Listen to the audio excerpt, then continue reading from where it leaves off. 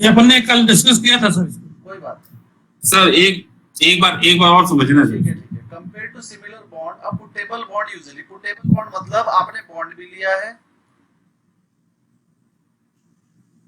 Plus option भी लिया है। ऑप्शन दो तरह के होते हैं, एक कॉल और एक पुट, और इनको लेने की अपनी कॉस्ट होती है। ठीक है, तो अब वो पूछ रहा है कि कंपेयर टू सिमिलर बॉन्ड, बंदे ने खाली बॉन्ड लिया और एक तरफ बॉन्ड प्लस ऑप्शन दोनों चीज ले लिए, तो क्या होगा उससे? उससे ये होगा has a lower yield because investors protection. उसकी जो यील्ड है वो लोअर हो जाएगी, जो आपकी इनकम है, क्योंकि बॉन्ड में जो आप इनकम कमा रहे थे वो पूरी मिल रही थी, और अगर आपने बॉन्ड का ऑप्शन ले लिया तो इनकम में से ऑप्शन का प्रीमियम लेस हो गया, तो आपकी जो इनकम है वो थोड़ी कम हो गई, लेकिन उसके बदले आपको इन्वेस्टर को प्रोटेक्शन मिल गई। अब अगर आपको लॉस होने लगा तो नहीं होगा, ऑप्शन इसीलिए लिया जाता है। तो इसका ऑप्शन ए ठीक है कि आपकी तो आपकी गिल्ड कम हो जाएगी लेकिन आपको प्रोटेक्शन मिल जाएगी, तो आंसर हो गया ए। सर एक बार और बोलेंगे सर। सर एक बार और सर, एक बार आपने और। मान बॉन्ड का इंश्योरेंस करवा रहे थे। हाँ, आपने मान लीजिए 1 लाख रुपए के बॉन्ड लिए और 1 लाख रुपए पे 10 साल में मिलता है 10,000, तो जिस बंदे ने पुट नहीं ली उसे 10,000 पूरे मिलेंगे, उसकी यील्ड है 10%। 10,000 मिले 1 लाख पे, 10% की यील्ड हो गई। लेकिन दूसरे बंदे ने क्या किया, 1 लाख ले ली। पुट लेने की कॉस्ट है, पुट लेने की कॉस्ट मान लीजिए 1,000, तो उसे 10,000 मिले लेकिन 1,000 चले भी गए, तो उसे बचे 9,000, तो उसकी यील्ड हो गई 9%। 9,000 डिवाइड बाई 1 लाख इंटू 100, तो एक तो उसकी यील्ड 10% से कम होकर 9,000 रह गई, 9% रह गई, तो यील्ड कम हो गई। पहला आंसर हैज लोअर यील्ड। लेकिन अब अगर ये बॉन्ड के रेट गिरने लगे, बॉन्ड के रेट कब गिरते हैं? बॉन्ड के रेट तब गिरते हैं जब इंटरेस्ट रेट बढ़ जाए। मान लीजिए इंटरेस्ट रेट बढ़ गया और बॉन्ड के रेट गिरने लगे, तो जो इसने ऑप्शन लिया था ना, ये इसे बचा लेगी। नीचे गिरने पे भी इसके रेट नहीं गिरेंगे क्योंकि उसने हेजिंग ले रखी है। हेजिंग मतलब लॉस होने पे भी लॉस नहीं होगा, लेकिन उस हेजिंग को लेने की कॉस्ट होती है, वो पहले दिन कटेगी। तो हेजिंग लेने के एक फायदा और एक नुकसान होता है। हेजिंग लेने का फायदा ये होता है कि आप प्रोटेक्ट हो जाते हो, ताकि आपकी यील्ड कम होती है। यही आंसर है ए। अब क्लियर? Yes sir. बिल्कुल इंश्योरेंस की तरह है, आपने इंश्योरेंस ले लिया, उसका एक फायदा ये है अगर आप चले भी गए तो आपके घर वालों को कोई नुकसान नहीं होगा, जितना आप कमा रहे थे उतना ही पैसा मिल जाएगा इंश्योरेंस से। लेकिन आपका नुकसान ये हो गया कि जो आप कमा रहे थे वो कमाई कम होगी, उसमें से प्रीमियम भी जाने लगा। ये दो ही चीजें हैं बस 39। अब 40 समझिए, ये भी हमने कल डिस्कस किया था। Payment in kind bonds are attractive to issuer but risky for investor, because कह रहा है इश्यूर के लिए तो अट्रैक्टिव है क्योंकि उसे पैसे देने ही नहीं पड़ते, उसे तो बॉन्ड के बदले जो इंश्योरेंस में भी बॉन्ड ही देना है या शेयर ही देना है, पैसे नहीं देने हैं, तो उसके लिए तो बहुत बढ़िया है। लेकिन इन्वेस्टर के लिए रिस्की इसकी है कि इन्वेस्टर को पैसा मिला ही नहीं, सारा का सारा पैसा उसी में इन्वेस्ट हो गया। तो ये मैंने कल भी बताया था, दे डेफर, डेफर मतलब ट्रांसफर कर दिया, आपकी पेमेंट अभी ना देके 10 साल बाद देंगे, और जब भी पेमेंट की बारी है आपको बॉन्ड दे दिया उठा के। They defer interest payment but increase debt outstanding. इस वाले केस में क्या होता है, इंटरेस्ट पेमेंट को डेफर कर दिया जाता है। डेफर मतलब कुछ समय के लिए टाल दिया जाता है, आपको हर साल इंटरेस्ट देने की जगह पर बॉन्ड दे देते हैं जो 10 साल बाद मैच्योर होंगे, तो पैसे आपको 10 साल बाद सारे एक साथ ही मिल जाएंगे जब आपके वाले बॉन्ड मैच्योर होंगे। तो इसमें यही आंसर है, दे डेफर इंटरेस्ट पेमेंट को डेफर कर दिया और डेट जो आउटस्टैंडिंग था वो बढ़ रहा है, हर साल इंटरेस्ट की अमाउंट से डेट बढ़ गया। कोई प्रॉब्लम 40 में अब किसी को भी? No sir. सर एक और क्वेश्चन था, मॉक टेस्ट दिया था मैं सर, ये मोजाइक स्ट्रैटेजी, मोजाइक समथिंग था, भूल गया मैं मॉक टेस्ट में। हाँ सर, वो उसका मतलब बता दीजिए। एडमिट कर लेना 3-4 लोग।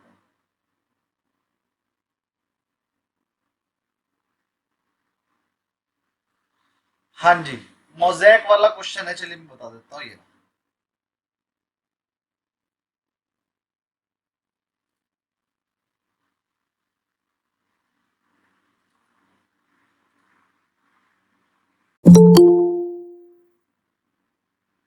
हाँ जी, सब ज्वाइन हो गए, वेरी गुड। मोज़ेक पे आ गया।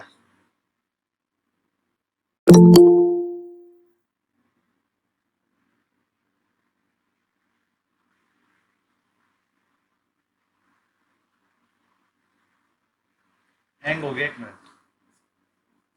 और कोई क्वेरी मोज़ेक के अलावा भी बताते हैं, मोज़ेक पर सर्च करना पड़ेगा। और कोई क्वेरी किसी की? सर याद नहीं है सर, बी में बहुत सारे रॉन्ग हुए थे, मैं लिखना भूल गया था एक्चुअली, वो सबमिट कर दिया था। बी कौन सा मॉक टेस्ट बी? हाँ मॉक टेस्ट बी में टीचर को मेरे 42 आए थे सर, तो गलत हुए थे कुछ क्वेश्चन, ठीक है मैं कल फिर से देख लेता हूँ। मॉक टेस्ट बी कौन से लेसन का है? सर वो सेकंड थर्ड मिला के ये सर बहुत सारे नए टर्म्स आए थे उसमें। सेकंड का और थर्ड का मिक्स ही है। फोर्थ का है? नहीं सर, सेकंड और थर्ड का मिला के है, पता नहीं फोर्थ का नहीं है, पर वो 42 आए थे सर। मुझे तो उसके शुरू के 4 क्वेश्चन ही फोर्थ लेसन के लेके इन्वेस्टमेंट, ट्रेडिंग और स्पेकुलेशन पे थे। फोर्थ लेसन तो मैं पढ़ा रहा हूँ ना आपको अभी, और उसमें स्पेकुलेशन, ट्रेडिंग और इन्वेस्टमेंट ही है पहला पॉइंट, और उसी पे क्वेश्चन। हाँ सर, हाँ उससे क्वेश्चन थे, लेकिन फिर भी 42 लाया था सर, लेकिन बहुत सारे वही उसमें वही था सर। जो आपके गलत हुए हैं वो एक बार स्क्रीनशॉट ले लिया करें और फिर उनको चेक कर लिया करें वो सही है कि नहीं, तो उससे आपको पता लग जाएगा कि आपके नंबर सच में कट गए हैं, ठीक है ना? जो गलत हुए थे ठीक है सर, हम ठीक है। सबम्यूट करेंगे अपने आप को, सबम्यूट। हाँ, मैं आपको मोज़ेक बता रहा था, और कोई प्रॉब्लम शायद किसी की तो सर्च कर लीजिए ना एक बार, म्यूट।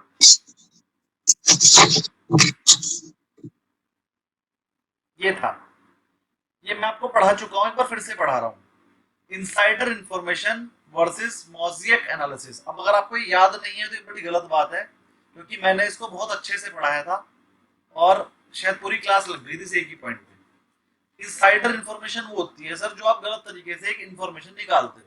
आप मैनेजमेंट को पैसे देकर अंदर की बात निकाल ली आपने, या कुछ चोरी कर लिया पेपर, या आपको कोई पेपर हाथ लग गया, ऐसा ये होती है इनसाइडर इंफॉर्मेशन। ऐसा नहीं करना चाहिए। अगर आपको इनसाइडर इंफॉर्मेशन पता भी लग जाए तो आपको किसी को बतानी नहीं चाहिए। और मोज़ेक एनालिसिस क्या होता है? आपने अपने दिमाग से अंदाजा लगाया, आपने अपने दिमाग से कि ऐसा हो सकता है, और वो आपको कंफर्म नहीं है, सिर्फ एक अंदाजा है आपका, और वो बाद में अंदाजा सही निकल जाए, तो उसको बोलते हैं मोज़ेक एनालिसिस। मतलब आपने अपने दिमाग से लगाया। तो दोनों में डिफरेंस है। इनसाइडर इंफॉर्मेशन में आपको कंफर्म होती है न्यूज, और कहीं अंदर के सोर्स से पता चलती है, जो कि गलत है करना। और मोज़ेक एनालिसिस में आपको कोई भी न्यूज कंफर्म नहीं होती, और अगर कंफर्म होती भी है तो किसी अंदर के सोर्स से नहीं होती, आपने अपने आप पता लगाया होता है उसका। तो ये दोनों में डिफरेंस है। समझ में आ गया सर? सर ये जो पेज, सर एक चीज बोल रहा हूँ सर, ये जो पेज नंबर आपको दिया हुआ है 87, और हमारा जो 87 है उसमें डिफरेंस है सर। मैं बुक, हाँ ठीक है, आ गया सर। लेकिन ये तो 4th चैप्टर में है सर। ये 4th चैप्टर में है? हाँ सर, तो मोज़ेक fourth एनालिसिस chapter मैंने सिखाया नहीं अभी आपको? नहीं सर, नहीं सर, नहीं वो सर, सब फोर्थ का है। हाँ कोई बात नहीं। 4th चैप्टर आपने कौन से इसी तो आपने मेरे से क्वेश्चन क्यों पूछा? मॉक टेस्ट में आया था क्या? मॉक टेस्ट में बी वाले में था सर सर। बी वाला तो मुझे लग ही रहा है 4th चैप्टर का है। बी वाला आप इसीलिए रॉन्ग हुआ। हाँ, बी वाला 4th चैप्टर का है, सी वाला 2nd चैप्टर का है, और थर्ड पता नहीं सर ने कौन से नंबर पे रखा। 3rd चैप्टर का भी पता सर नहीं ये मोज़ेक जो है that is more toward instinct based और एनालिसिस बेस्ड। सर वो तो मैंने वो गूगल पे सर्च किया था मैंने, तो ठीक है वो समझ में थोड़ा सा आया, पर वो ये 4th चैप्टर पढ़ा नहीं। तो मोज़ेक एनालिसिस तो भी मैं सिखाऊंगा, आप टेंशन मत लो, पूरी क्लास लगेगी इसी पे। बहुत बढ़िया कांसेप्ट ठीक है है सर। मोज़ेक, और इंपॉर्टेंट भी है। ठीक है, मैंने शॉर्ट में समझा दिया आपको, वैसे मजा नहीं आएगा, शॉर्ट में समझ लिया आपने। वो सरप्राइज नहीं, ठीक है एलिमेंट रहता है ना कि यार नया कांसेप्ट वो रह गया, खत्म हो गया। कोई बात सर इसीलिए रॉन्ग हुआ सर, इसीलिए रॉन्ग हुआ। कोई बात नहीं, अभी हम अच्छे समझाएंगे, बहुत सरप्राइजेस है उसके अंदर। नहीं सर, अटेम्प्ट तो किया सर। कोई बात नहीं, तो बी क्वेश्चन, बी वाला आप दोबारा करिएगा। पहले मैं 4th करा देता हूँ लेसन, आपको हो जाएगा, 1-2 दिन का ही लेसन है, आज और कल में हो जाएगा। उसके बाद आप 4th वो मॉक टेस्ट बी को आप अटेम्प्ट कर लेना, तब तक सी करिए। और जितनों ने भी मेरे को स्क्रीनशॉट भेजे सबके नंबर अच्छे ही आए हैं, लेकिन स्क्रीनशॉट 2-3 ही आए हैं, तो बाकी सबने क्यों नहीं किया वो समझ नहीं आ रहा है। सी सबके सब अटेम्प्ट करके मुझे स्क्रीनशॉट भेजिए ग्रुप पे। चलिए, और कोई क्वेरी तो नहीं है किसी की? स्टार्ट कर दें एक बार lesson. Yes sir. Yes sir. Very, ये आ गए हम 4th लेसन पे।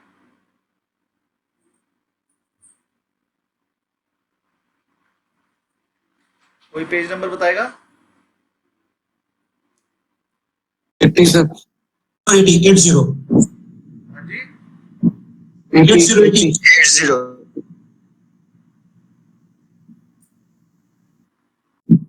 चलिए जी, आ गया 80 पे।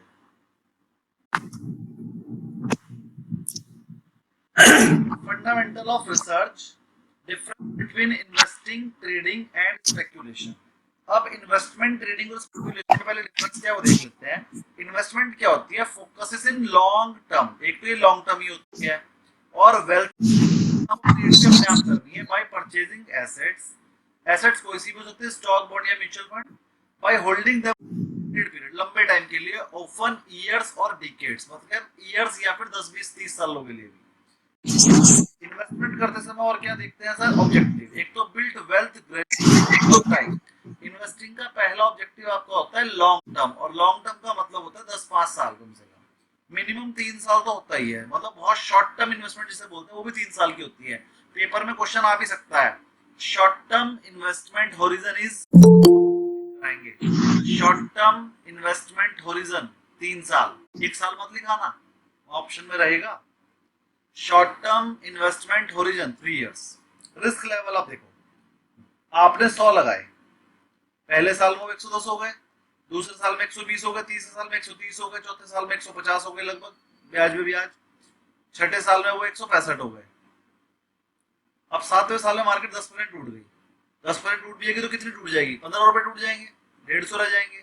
तो आपका 5 साल के बाद एक तरह से रिस्क तो खत्म ही हो गया, क्योंकि आपने लगाए थे 100, अब अगर मार्केट यहाँ से 30% टूटेगी तब 100 पे आएगा, तब भी रिस्क नहीं है आपको। तो इसमें रिस्क बहुत कम हो जाता है, बहुत ही कम, इसलिए मॉडरेट टू लो लिखा है, मतलब हाई रिस्क तो है ही नहीं। हालांकि पैसा आपने सारा इक्विटी में लगाया है, लेकिन इक्विटी में लगाने के बाद भी आपका रिस्क बहुत कम हो जाता है, क्योंकि पैसा पहले ही बढ़ गया इतना ज्यादा, अब उसमें खोने का रिस्क तो रहा ही नहीं है। तो इसमें रिस्क बहुत कम हो जाता है लॉन्ग टर्म की वजह से, depending on the asset type.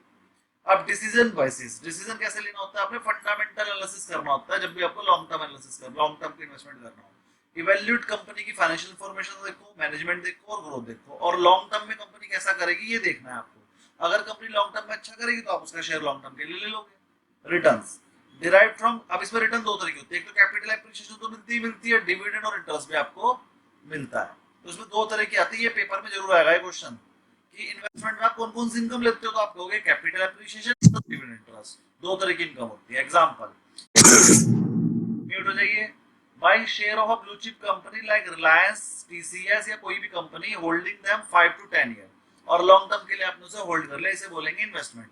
मेरे हिसाब से आपको इन्वेस्टमेंट अच्छे से समझ में आ गया होगा कि लॉन्ग टर्म के लिए होती है, मेन बात है लॉन्ग टर्म के लिए होती है, और बड़ी अमाउंट में होती है, ज्यादातर 10-20 हजार की नहीं होती इन्वेस्टमेंट। ठीक है, इतना सबको क्लियर हो गया ना? इतना सबको क्लियर? Yes sir. कुछ बंदे और आ गए, इनको जरा अंदर कर ले, टाइम से नहीं आते। आ गए सब, ज्वाइन हो गए, वेरी गुड। चलिए अगले कंसेप्ट पे आ गया हूं।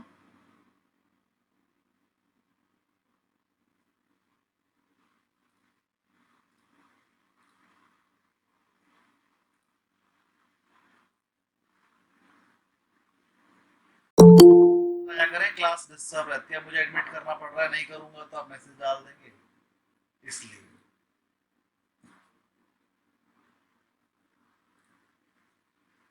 सब टाइम से आया करें, 9 बजे की क्लास है, 9 बजे तक आ जाया करें, 9 बजने से 5 मिनट 10 मिनट पहले आ जाता हूँ मैं।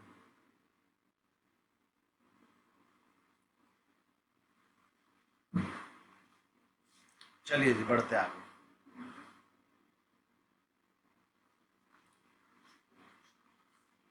अब आ गए हम ट्रेडिंग पे। ट्रेडिंग क्या होती है सबको पता है, objective generate short term profit, पहला आपका ऑब्जेक्टिव होता है इसमें शॉर्ट टर्म में प्रॉफिट लेना बाय फ्रीक्वेंटली, फ्रीक्वेंटली मतलब बार बार बाय करो, बार बार सेलिंग करो। इसमें जो टाइम ओरिजिन होता है holding of the asset is really very very short, it can be short as 10 minutes.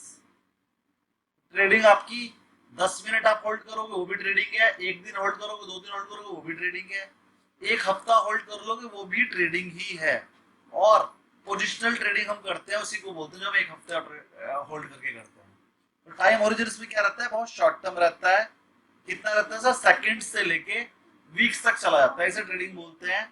Weeks का मतलब एक वीक नहीं है, 2-3-4 वीक, मतलब एक महीने तक की ट्रेडिंग को भी ट्रेडिंग ही बोलते हैं। तो इसमें टाइम ओरिजिन एक महीने तक चला जाता है, वीक्स है, यहाँ पर वीक नहीं है, तो वीक्स का मतलब 3-4 वीक तक भी हो सकता है। रिस्क लेवल बहुत हाई रहता है, high due to market volatility. इसमें ऐसा भी हो सकता है आपने 10 लाख डाले और 2 दिन बाद वो 2 लाख रह गए, 10 के 2 रह गए, 80% का लॉस 2 दिन में, क्योंकि आप हाई लेवल की इसमें ट्रेडिंग करते हैं, हाई लेवल की क्वांटिटी उठा लेते हैं, तो लॉस कितना भी हो सकता है और प्रॉफिट भी कितना भी हो सकता है। तो high risk high return trading के ऊपर लिख लीजिए, high risk high return. Decision कैसे लेते हैं सर? इसका पूरा डिसीजन आप टेक्निकल एनालिसिस से लेते हैं, क्योंकि शॉर्ट टर्म ट्रेडिंग है, तो उसके लिए आप क्या देखते हो? Chart, price pattern and market trends. इसके हिसाब से आप पूरा डिसीजन लेते हो। Returns derive from the price fluctuation में डिविडेंड से कोई इनकम नहीं होती, इसमें पूरी की पूरी इनकम आपको प्राइस फ्लक्चुएशन से ही होती है। एग्जांपल डे ट्रेडिंग भी इसी का एग्जांपल है, स्विंग ट्रेडिंग भी इसी का एग्जांपल है। लाइक अडानी एंटरप्राइज को, इन्फोसिस को आपने खरीद लिया, profit from daily price movement, और डेली प्राइस मूवमेंट से आपको प्रॉफिट हो गया। सर डे ट्रेडिंग उसे बोलते हैं सुबह खरीदा शाम तक बेच दिया। स्विंग ट्रेडिंग उसे बोलते हैं आज खरीदा कल बेच लिया, मतलब एक आधे दिन रख सकते हैं। दोनों में दोनों की दोनों ट्रेडिंग ही होती है। तो आपको इन्वेस्टमेंट और ट्रेडिंग के बीच में डिफरेंस समझ में आ गया होगा। बेसिक डिफरेंस क्या समझ में आया होगा कि सर इन्वेस्टमेंट जो है वो लॉन्ग टर्म के लिए होती है, ट्रेडिंग शॉर्ट टर्म के लिए होती है। इन्वेस्टमेंट ज्यादातर बड़ी अमाउंट से होती है, लेकिन ट्रेडिंग छोटी बड़ी कैसी भी अमाउंट से हो सकती है। इन्वेस्टमेंट में रिस्क लो से मॉडरेट है और ट्रेडिंग में रिस्क हाई है। इन्वेस्टमेंट में रिटर्न भी लो से मॉडरेट है। इन्वेस्टमेंट अगर आप करेंगे तो मॉडरेट रिटर्न आएगी 8-10%, मैक्सिमम रिटर्न जो है 15% है। 15% ईयरली से ज्यादा की रिटर्न तो आती ही नहीं है ना लॉन्ग टर्म में। लेकिन ट्रेडिंग में तो आप दिन के दिन भी डबल कर सकते हो पैसा और खत्म भी कर सकते हो। तो ट्रेडिंग के अंदर हाई रिस्क हाई रिटर्न है, इन्वेस्टमेंट के अंदर लो रिस्क लो रिटर्न है, ठीक। लेकिन जब वो लो रिटर्न भी जब आपको 10, 20, 30 सालों के लिए मिलती है, तो पैसा 1 लाख रुपए सीधा 1-1.5 करोड़ बना देती है। तो वो बड़े लंबे टाइम के लिए जब आप करोगे तो ज्यादा दिखेगा, कंपाउंडिंग की पावर है वो, ठीक है ना, तो वो मिलेगी आपको उसमें। आगे बढ़ते हैं, तीसरा पॉइंट है स्पेक्यूलेशन। अब आप ये कंफ्यूज हो रहे होंगे, सर इन्वेस्टमेंट और ट्रेडिंग तो आपने बता दिया, स्पेक्यूलेशन तो ट्रेडिंग ही हो गई, क्योंकि सेकंड्स में तो हम स्पेक्यूलेशन करते हैं, ट्रेडिंग करते हैं, तो सेम हो गई बिल्कुल। अब आपको हम ट्रेडिंग और स्पेक्यूलेशन के बीच का डिफरेंस समझाएंगे। What is speculation? आ जाइए। स्पेक्यूलेशन ऑब्जेक्टिव क्या होता है? Quick profit by taking high risk position.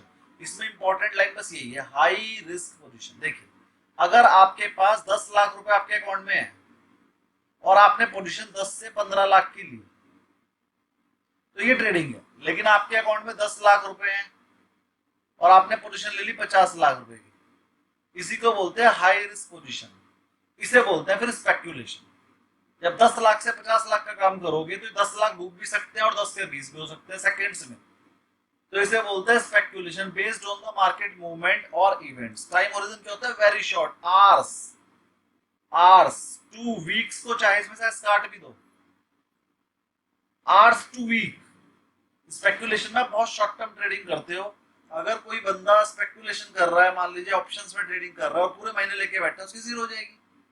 तो नहीं लेकर बैठना चाहिए आपको, उसमें स्टॉप लॉस लेना चाहिए, निकलना चाहिए, क्योंकि आपने स्पेक्यूलेशन की थी।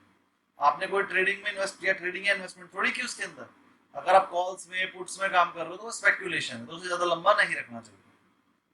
यहां तक कोई किसी को क्वेरी, कोई प्रॉब्लम अभी तक समझ में ना आ रहा हो तो बोलिए। No sir, okay. Very good, आगे बढ़ते हैं थोड़ा सा और। अब उसके बाद आ गया sir risk level, very high, क्योंकि potential for large losses, losses भी बड़े हो सकते हैं लेकिन प्रॉफिट्स भी बड़े हो सकते हैं। तो आप इसमें लिख लीजिए हाई रिस्क हाई रिटर्न। मेरा पेन चल नहीं रहा है इसलिए आप लिख लीजिए high risk high return. Sir time origin में हो रहे अब आवर्स टू वीक, वीक ऐसा हटा दीजिए। और रिस्क लेवल में है रिस्क हाई रिटर्न। डिसीजन कैसे लेते हैं sir? Often based on news. ज्यादातर आप स्पेकुलेशन करते हो कोई न्यूज आने वाली होती तब, या मार्केट सेंटीमेंट पे या रूमर से। इसमें आप टेक्निकल भी नहीं देखते। जो स्पेकुलेशन जो लोग करते हैं वो टेक्निकल देख के भी नहीं करते, क्योंकि उनको तो उतना दूर रुकना ही नहीं है, चार्ट के साथ चलना ही नहीं है। उन्होंने तो फट से लिया और फट से बेचा, बस 10-15 सेकंड, 1 मिनट, 2 मिनट, 5 मिनट, 1 घंटा, 2 घंटे के लिए लेते हैं। रिटर्न देखिए मैंने लिख रखा है high return but with equally high risk. Example buying option, और ज्यादातर स्पेकुलेशन किसमें होती है? ऑप्शंस में। ज्यादातर स्पेकुलेशन किसमें होती है? ऑप्शंस में, इसीलिए सेबी मना करती है ऑप्शंस में काम करने को। Buying option before earning announcement, जब आपका रिजल्ट आने वाला, आप एक दिन पहले खरीद के बैठ जाते हो या बेच के बैठ जाते हो, क्योंकि आपको लग रहा है, अगर आपको लग रहा है उसका प्रॉफिट अच्छा आएगा तो आप खरीद के बैठ जाते हो, अगर आपको लग रहा है उसका प्रॉफिट बेकार आएगा तो आप पुट खरीद के बैठते हो फिर गिराने के लिए। Hoping for large price swings, तो आप इसमें स्पेकुलेशन करते हो जब कोई प्रॉफिट आने वाला है, कोई बड़ी न्यूज आने वाली हो। अब इन तीनों के बीच में हमने एक डिफरेंस कंपैरिजन किया है, वो पढ़ते हैं। वही जो आपको बता दिया पहले, वही दोबारा लिखा है, बस कंपैरिजन। सर इन्वेस्टमेंट में लॉन्ग टर्म होता है, ट्रेडिंग में शॉर्ट टर्म होता है, और स्पेकुलेशन में हाई रिस्क क्विक प्रॉफिट वाला कॉन्सेप्ट होता है और बहुत ज्यादा शॉर्ट टर्म। इसे आप वेरी शॉर्ट टर्म भी लिख सकते हो ऑब्जेक्टिव। टाइम ओरिजिन, इन्वेस्टिंग में मिनिमम 3 इयर्स, ट्रेडिंग में मिनट्स टू वीक्स, और स्पेकुलेशन में आवर्स, वीक और वीक कर लीजिए, और स्पेकुलेशन को कर लीजिए सेकंड्स टू आवर्स, इसे ठीक कर लीजिए थोड़ा, सेकंड टू आवर्स या वीक कर लीजिए, ऐसे हटा दीजिए, थोड़ा सा ठीक कर लीजिए। यहां तक किसी को कोई प्रॉब्लम? ये 2 पॉइंट तो समझ में आ गए होंगे।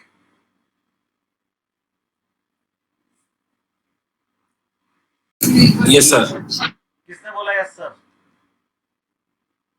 सर मैंने बोला था। सुनील जी बताइए क्या क्या पढ़ा, तीनों के बीच में डिफरेंस बताइए, बिना देखे बताना, वीडियो ऑन करके बताइए।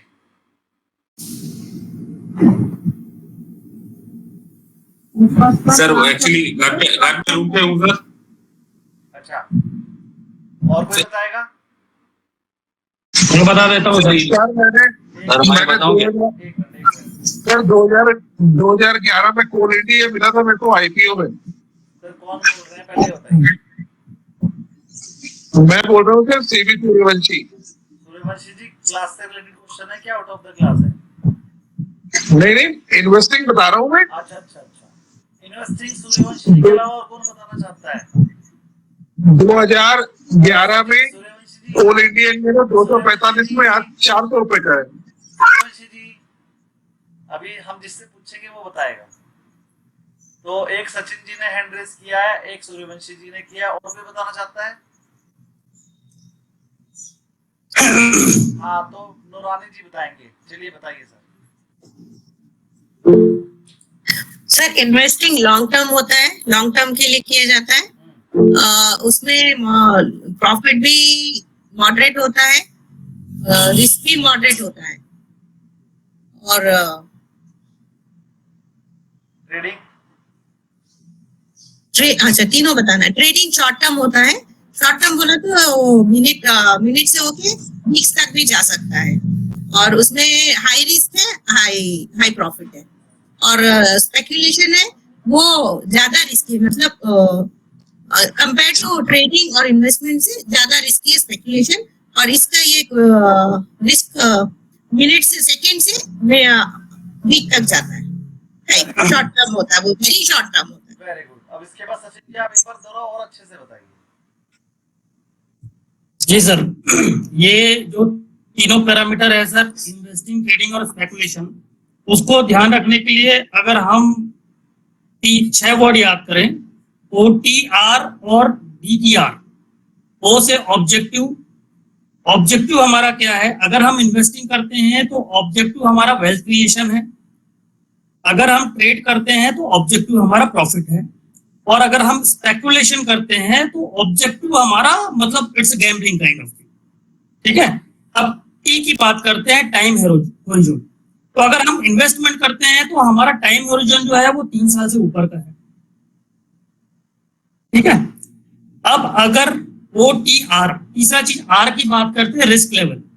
तो इन्वेस्टमेंट में रिस्क लेवल जो है वो बहुत नॉमिनल है, ट्रेडिंग में रिस्क लेवल हाई है, स्पेकुलेशन में रिस्क लेवल बहुत ज्यादा है।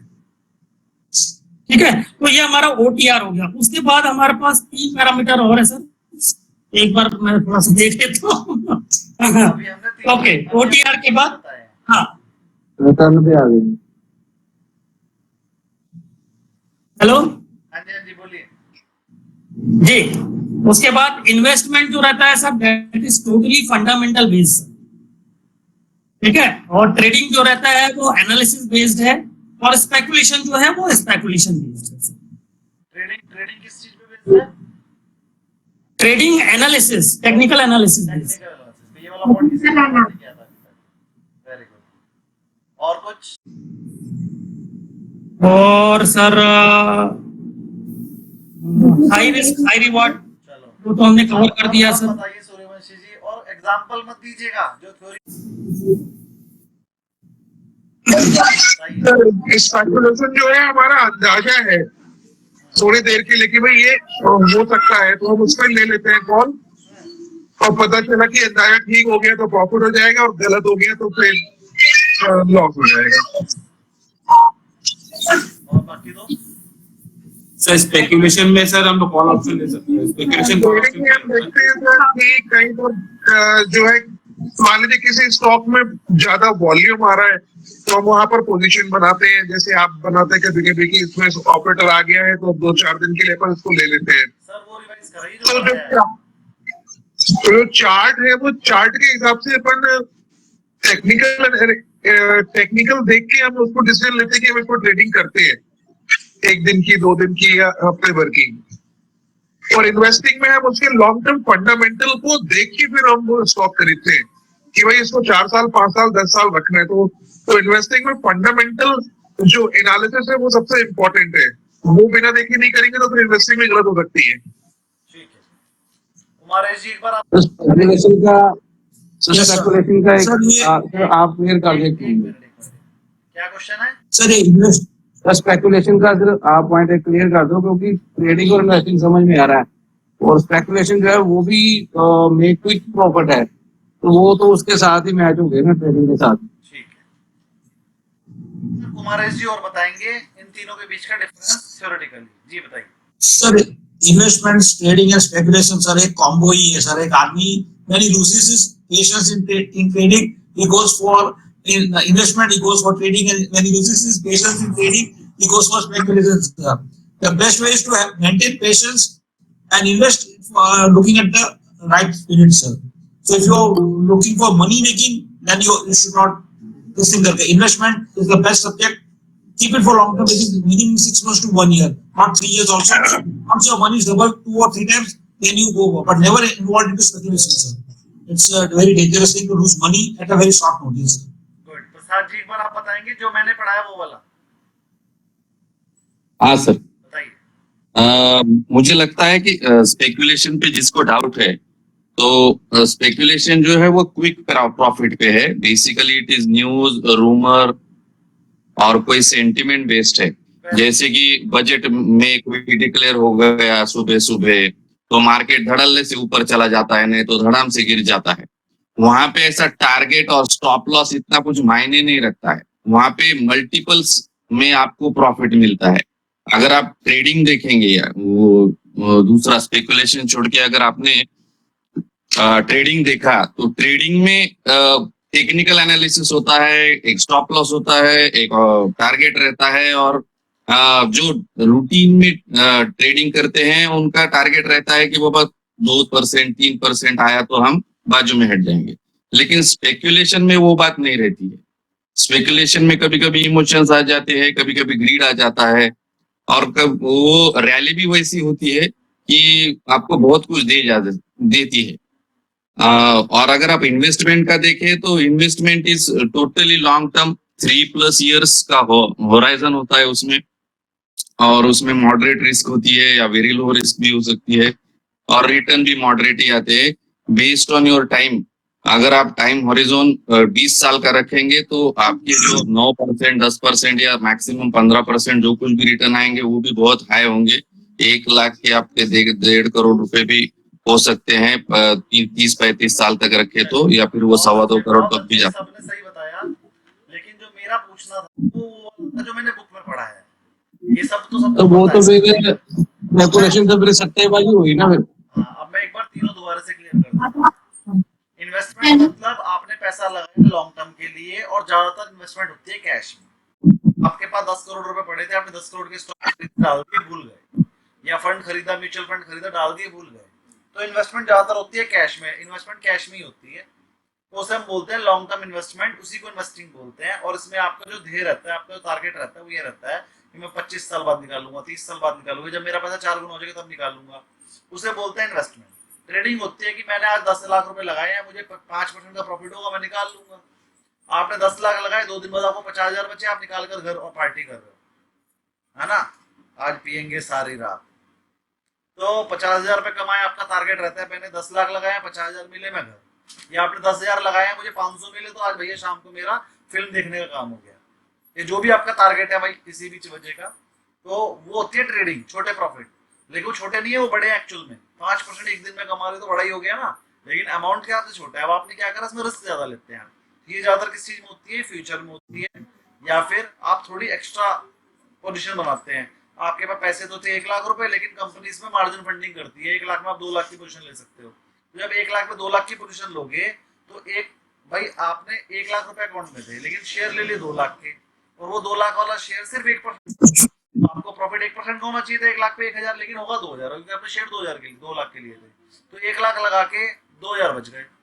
तो मार्जिन फंडिंग से फायदा भी होता है, लेकिन नुकसान भी है। अगर वो 1% गिरेगा तो लॉस भी पूरे 2,000 का ही होगा। तो इसे बोलते हैं ट्रेडिंग। ट्रेडिंग का होता है सुबह शाम 2-3 दिन की, 4 दिन की, 5 दिन की, 1 महीने की भी हो सकती है। अब स्पेक्यूलेशन, स्पेक्यूलेशन में क्या होता है, आप करते हैं कॉल्स में काम। अब जिसको कॉल नहीं पता वो समझ लीजिए कि जो माल खरीदने में आपके 10 लाख रुपए लगते हैं, लगभग सेम वही पोजीशन आप 10,000 रुपए में खरीद सकते हो कॉल के थ्रू, लगभग सेम। मतलब आपको लग रहा है रिलायंस का शेयर आज भागेगा, लेकिन रिलायंस का फ्यूचर में लॉट खरीदना है, मान लो आपको रिलायंस के 1 शेयर खरीदना है फ्यूचर में, तो वहां पर खरीदने के लिए आपको 5 लाख का मार्जिन देना पड़ेगा, और अगर आप कैश में खरीदना चाहोगे 10 लाख देने पड़ेंगे। लेकिन वही 10 लाख वाली कैश की पोजीशन को बराबर करने के लिए आप उसकी कॉल खरीद लो, और आपने लगाए 10,000, अगर रिलायंस का शेयर 1% बढ़ गया, आपके 10 के 15 हो जाएंगे, 10 के 12-13 हो जाएंगे, तो 20% 30% बढ़ जाएगा आपका पैसा। अगर रिलायंस 1% बढ़ गया, तो उसके लिए हम ऑप्शंस का ट्रेड करते हैं, लेकिन ऑप्शन बहुत ज्यादा तेजी से भागते हैं और बहुत ज्यादा तेजी से गिरते भी हैं, तो ये बहुत ज्यादा रिस्की होते हैं। एक दिन में 10-10 गुने भी हो जाते हैं ये, और एक ही दिन में खत्म भी हो जाते हैं, 5 मिनट में भी खत्म हो जाते हैं। तो उसके कुछ रूल्स होते हैं कैसे खत्म होंगे और कैसे बढ़ेंगे, वही NISM 8 है। NISM 8 में सिर्फ और सिर्फ ऑप्शन ही पढ़ाने वाला हूँ मैं आपको। ऑप्शंस का ही गेम है पूरे NISM 8 में। और जो लोग ऑप्शंस को स्पेक्यूलेशन बोलते हैं ना, मैं भी यही बोल रहा हूँ ना कि ऑप्शन स्पेक्यूलेशन है, लेकिन आप ऑप्शंस के अलावा किसी और में काम करोगे ही नहीं, क्योंकि स्पेक्यूलेशन उनके लिए जिनको नॉलेज नहीं है। जिनको नॉलेज है उनके लिए तो बिजनेस है। बेवकूफ लोग आते हैं चले जाते हैं, समझदार लोग सबका पैसा खा लेते हैं। वो समझदार बनना है आपने पढ़ के, तो NISM 8 में आपको समझदार बनाया जाएगा। ऐसे भी बोलती है ना 90% लोग ऑप्शंस में लॉस करते हैं, वो जो 10% लोग प्रॉफिट, तो वो 10% आप लोग बनेंगे जो प्रॉफिट करते हैं, ठीक। तो अब NISM 8 में बताएंगे। तो जो आपको के बीच का डिफरेंस समझ में नहीं आ रहा, उसका कारण ये है कि ऑप्शंस नहीं पता। ऑप्शंस एक सट्टेबाजी है, यहाँ पर 10 रुपए लगा के आप 10 लाख बना सकते हैं, इसीलिए उसे स्पेक्यूलेशन की श्रेणी में डाल दिया गया। जिसको नॉलेज नहीं है वो तो शर्त ही लगा रहा है बैठ के, वो तो भगवान जी आज मैं देखो दाव लगाने वाला हूँ, बस बढ़वा देना। 10,000 लेकर आया था घर से, अब या तो वो खत्म करके जाएगा या 20,000 करके जाएगा। उसे नॉलेज वॉलेज कुछ है नहीं, तुक्का किया तो 20,000 हो गए, तुक्का नहीं पड़ा तो खत्म हो गए। तो ये दैट इज स्पेक्यूलेशन। लेकिन अगर आप यही चीज को नॉलेज के हिसाब से करोगे, तो मैं बहुत सारे सीएस को जानता हूँ, बहुत सारे मेरे दोस्त हैं जो ऑप्शन सेलिंग करके महीने के 4 लाख रुपए की फिक्स इनकम ले रहे हैं। वो कहते भैया हमें ज्यादा चाहिए ही नहीं, उनका फंड है 2 करोड़ का, 3 करोड़ का, और वो कह रहे बस 3-4 लाख रुपए महीना आ जाए हम तो खुश हैं। तो वो कुछ काम नहीं करते, सीए हैं, लड़के रखे हुए हैं, सारे अकाउंट वो बना रहे हैं, बस वो साइन मार देते हैं और पूरे दिन ऑप्शन सेलिंग करते हैं। और मैं ऑप्शन सेलिंग जो लोग करते हैं उनकी वो वाली स्ट्रेटेजी भी बताऊंगा कि अगर आपके पास एक मोटा फंड है तो आप बिना कुछ करे, चाहे मार्केट ऊपर जाए चाहे नीचे जाए, आपको प्रॉफिट ही होगा। और वो लोग वही वाली स्ट्रेटेजी यूज करते हैं, ठीक है, उसमें चाहे मार्केट ऊपर जाए चाहे नीचे जाए, आपको प्रॉफिट ही होगा। होगा छोटा लेकिन होगा प्रॉफिट। अब अगर मान लीजिए 2 करोड़ लगा के 5 लाख रुपए महीना आ रहा है, तो 2.5% महीना बैठता है। 2.5% महीना बहुत होता है, साल का 30% बैठता है। आप हर 2 साल में अपना पैसा डबल कर लोगे, हर 2 साल में। जिसकी कैपिटल 3 करोड़ है, 2 साल बाद 6 करोड़ हो जाएगी, 4 साल बाद 12 करोड़, 6 साल बाद 24 करोड़, 8 साल बाद 1 अरब, और 2 करोड़ अंबानी बन जाएंगे सर, रहने दीजिए सर। हाँ, नहीं बहुत है सर। तो वो लोग कर रहे हैं, मैं जिनकी मैं बात बता रहा हूँ सीएज हैं और वो कर रहे हैं। मैं बहुत सारे ऑप्शन सेलर को अगर टाइम लगा ना, मैं तो राघव एक हमारे दोस्त हैं सी इंस्टीट्यूट के प्रेसिडेंट, मैं उनकी क्लास आधे घंटे 15-20 मिनट की ऑप्शन सेलिंग पे, वो अपना मतलब बताएंगे मैं ऑप्शन सेलिंग कैसे करता हूँ, और आज से नहीं कर रहे, वो कम से कम 15 सालों से कर रहे हैं। तो मैं उनकी क्लास आपको करवाऊंगा कि ऑप्शन सेलिंग से कैसे कितना लाख रुपए महीना बना रहे हैं। तो वो थोड़ा बहुत वो वैसे कम बताते हैं, अपनी इनकम किसी को बताते नहीं है। वो अगर करोड़ कमाते हैं तो कहते हैं हाँ भैया मैं 2-4 लाख कमा लेता हूँ, कम ही करके बताते हैं। लेकिन मैं उनकी क्लास कराने की कोशिश करूंगा कि 15 मिनट वो आपके पास क्लास में आ जाए, ठीक है? तो मुझे याद दिलाना, कभी ना कभी करवाऊंगा उनसे। तो सर एक चीज पूछना था सर। जी जी बोलिए। सर कितने परसेंट में सही रहते हैं सर? इनका स्ट्राइक रेट कितना परसेंट रहता होगा सर? उनका ऑप्शन सेलर का? हाँ सर, ऑप्शन सेलर का और आपका। ऑप्शन सेलिंग में तो 95% सही होते हैं। सेलर के लिए परसेंटेज हाई है ना पास होने की, सही रहने की। ये भी मैं ऐसे मेट में बताऊंगा। ऑप्शन सेलर को लॉस ना होने की परसेंटेज है 90%। अगर कोई बेवकूफ भी ऑप्शन सेलिंग करेगा तो 90% से प्रॉफिट ही होगा। और ऑप्शन बाइंग की 90% चांसेस है लॉस होने की। कितना भी दिमागदार बंदा ऑप्शन बाइंग करेगा तो 90% लॉस होने के चांस है। इसीलिए मैं ऑप्शन को मना करता हूँ। कितने भी दिमागदार बंदे होंगे 90% चांस है अगर आप ऑप्शन बाइंग करो। और अगर आप ऑप्शन सेलिंग अगर करोगे, सेलिंग में बहुत लॉस है बोलते हैं ना sir, selling is unlimited loss. in PE selling there is a lot of loss sir. कितना selling है सर, कितना selling लगता है सर। आपकी ना मैम जब आप बोलती हैं तो थोड़ी आवाज कम आती है, मुझे पता नहीं क्यों। थोड़ा तेज बोलना पड़ेगा आपको, तब मुझे समझ में आएगा। जो ऑप्शन सेलिंग होती है उसमें क्या मतलब ऑप्शन सेलिंग में ज्यादा लॉस होता है ना सर, सब लोग बोलते हैं ना अनलिमिटेड लॉस। चलिए मैं बता देता हूँ। ऑप्शन बाइंग में लिमिटेड लॉस है, मतलब जितने पैसे आपने लगाए उससे तो हो ही नहीं सकता। लेकिन जितने पैसे हाँ। लगाए हैं उसके लॉस होने के चांसेस 90% है। ऑप्शन बाइंग में बताया मैंने। अब ऑप्शन सेलिंग पे जाते हैं। ऑप्शन सेलिंग में पैसा बहुत मोटा लगता है, 4 लाख 5 लाख रुपए लगते हैं एक ऑप्शन बेचने में। वही ऑप्शन को खरीदने के लिए 2000 लगते हैं, लेकिन वही ऑप्शन को बेचने के लिए 3 लाख लग रहे हैं।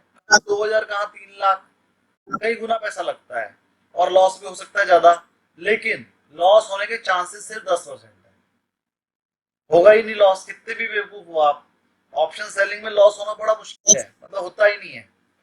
पर तरीके से काम करो, डरना नहीं है। ऑप्शन सेलिंग में लॉस होता ही नहीं है। कैसे नहीं होता वो मैं आपको ऐसे मीट में अच्छे से समझाऊंगा, फिर आप अपने मुंह से कहोगे हाँ sir. Okay sir, I will जैसे ऑप्शन में होता है कॉल या पुट बाय करना, तो उसी को ही बाइंग सेलिंग बोलते हैं ऑप्शन। ये जो आप कॉल और पुट बाय करते हैं इसे बाइंग बोलते हैं। इसी चीज को अगर आप सेल करोगे ना तो एक कॉल जो आप 2000-4000 रुपए में ले लेते हो, बेचते समय 3 लाख रुपए लगेंगे। सेलिंग आपने कभी की नहीं है तो पता ही नहीं है। हाँ सर मैं इसी से रिलेटेड एक क्वेश्चन पूछ रहा था सर, 8 पे पूछ कि लेना। नहीं, बस कंटिन्यूटी में आ जाएगा सर। बताइए। चाहे फ्यूचर हो या ऑप्शन हो, ये दोनों को ट्रेड करने के लिए मार्जिन लगता है। अब ये मार्जिन सर कंपनी देती है कि एक्सचेंज देती है कि ब्रोकर देता है, ये क्लियर कर दीजिए। हम मार्जिन तो हम देते हैं, हमारे अकाउंट में होना चाहिए पैसा। डिसाइड किसने करा है? सेबी ने। हाँ वही सेबी ने डिसाइड किया ना सर। राइट, सेबी ने। तो डिसाइड सेबी ने किया है, लेकिन मार्जिन मनी कौन देता है सर? हम हमारे अकाउंट में होना चाहिए कि तभी। सेबी ने डिसाइड कर दिया है कि भाई 100 रुपए का माल को 20 रुपए में दो, ऐसा रूल बना दिया क्या उन्होंने? हाँ, सेबी ने रूल बना दिया कि 100 रुपए का माल है तो उस पे मार्जिन 30 रुपए का है, तो 30 रुपए होंगे अकाउंट में तो ट्रेड होएगा, नहीं तो नहीं। ओके, ठीक। चलिए पढ़ते हैं आगे थोड़ा सा। तो अब स्पेकुलेशन समझ में आ गया सर, जिन्होंने क्वेश्चन पूछा था? Yes sir. ठीक। सर इनकी जो आगे चीज बढ़ते था हैं। जी कोई क्वेश्चन? इस स्पेकुलेशन में ही पूछा था सर, जैसे आज ओलेक्ट्रा ग्रीन का जो शेयर है 6% डाउन हो गया, तो हम क्या स्पेकुलेट कर सकते हैं कि कल और डाउन होगा? क्योंकि महाराष्ट्र ने उनका और जो बसेस का जो ऑर्डर था वो कैंसिल कर दिया है। सर आप इसको यही एनालाइज स्पेकुलेशन सर। कर सकते हैं कि महाराष्ट्र का जो बस का ऑर्डर था कितने करोड़ का था, उस बस के ऑर्डर पे कितने रुपए का प्रॉफिट होना था इन्हें, और वो प्रॉफिट 10,000 बोलता था सर। पूरी बात सुनिए मेरे। आप सबसे पहले तय करिए कि वो वाला जो ऑर्डर था कितने रुपए का था, उस ऑर्डर से इनको कितना प्रॉफिट होने वाला था, जब नहीं होगा, और वो प्रॉफिट इनकी कंपनी के टोटल प्रॉफिट का कितने परसेंट है। अब अगर वो प्रॉफिट एक सब्सटेंशियल वैल्यू है तो और गिरेगा, और अगर छोटी मोटी वैल्यू तो नहीं गिरेगा, ओवर भी हो सकता है। तो पहले एनालाइज करिए, एनालाइज करने का फिर कल को देखिए। अगर ये आपको लगता है, पहले तो एनालाइज कर लीजिए। एनालाइज करके मान लीजिए आपको पता चला कि सर जो प्रॉफिट होने वाला था इन बसों से वो 2-4% का था टोटल प्रॉफिट का, तो भैया 2-4% तो गिर गया, अब और नहीं गिरेगा, तो उस केस में आप इसको कल खरीद सकते हैं। और अगर आपको लगा कि नहीं जो बस का ऑर्डर था उतना बड़ा था, कम से कम 20% का प्रॉफिट था टोटल प्रॉफिट का, तो और गिरेगा फिर। वो उसके लिए आपको एनालिसिस करना पड़ेगा, इसके ऑर्डर की वैल्यू क्वांटम निकालिए और कितने परसेंट का प्रॉफिट मार्जिन था वो चेक कीजिए, टोटल सेल्स में कितने परसेंट था ये वाला ऑर्डर, ये चेक कीजिए, फिर आपको पता चलेगा ये और गिरेगा या नहीं, और फिर जो मर्जी कीजिए, स्पेकुलेशन कीजिए, खरीदिए कॉल को किसी। सर ऐसा भी हो सकता है कि आज ओलेक्ट्रा का जो मैनेजमेंट है वो मिल लिया हो, गवर्नमेंट से कुछ सेटिंग भी कर लिया हो, ये क्योंकि इतना बड़ा ये जो आप बता रहे हैं ना, ये सच में स्पेकुलेशन है। That is the example of speculation, best example, कि पता वता कुछ नहीं है, बस सेटिंग हो गई होगी इसलिए मैं खरीद लेता हूँ। स्पेकुलेटर जो होते हैं ना वैसे ही करते हैं, उनको कुछ नहीं पता होता, बस भगवान जी देख मैंने ऐसा सोचा है, देखो कल बढ़ना चाहिए, मैंने कॉल खरीद ली है। That is called speculation. बिना कोई एनालिसिस के हम बहुत मोटा पैसा लगा देते हैं कॉल पुट के थ्रू, और या तो हमारे प्रॉफिट मोटा हो जाता है या लॉस मोटा हो जाता है। That is called speculation. चलिए, और किसी की कोई क्वेरी?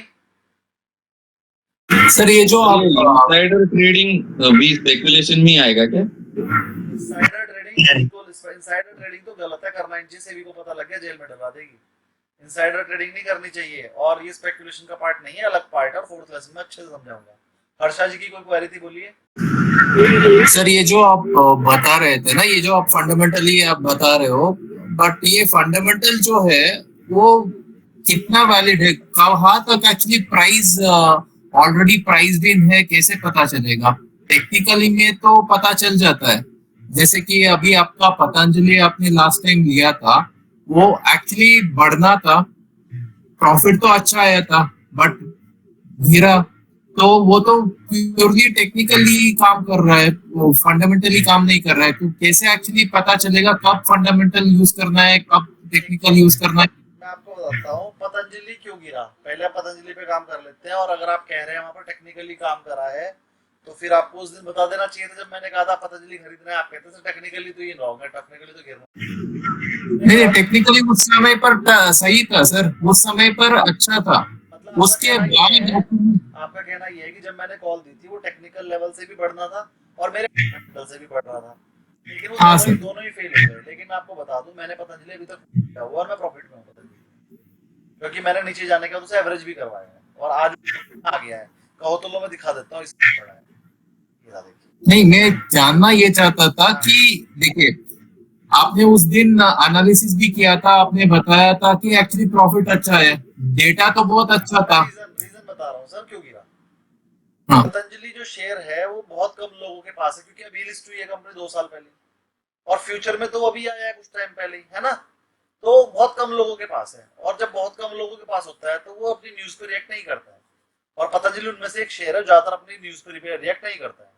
दूसरा, पतंजलि का जो प्रॉफिट है वो अच्छा आया, लेकिन बहुत अच्छा नहीं आया, मतलब जितना हमने एक्सपेक्ट किया था उसी के जैसा आया, तो इस वजह से वो तेजी से नहीं बढ़ा। दूसरा, जिस दिन से मैंने वो कॉल दी थी उस दिन से मार्केट नेगेटिव हो रही है रोजाना।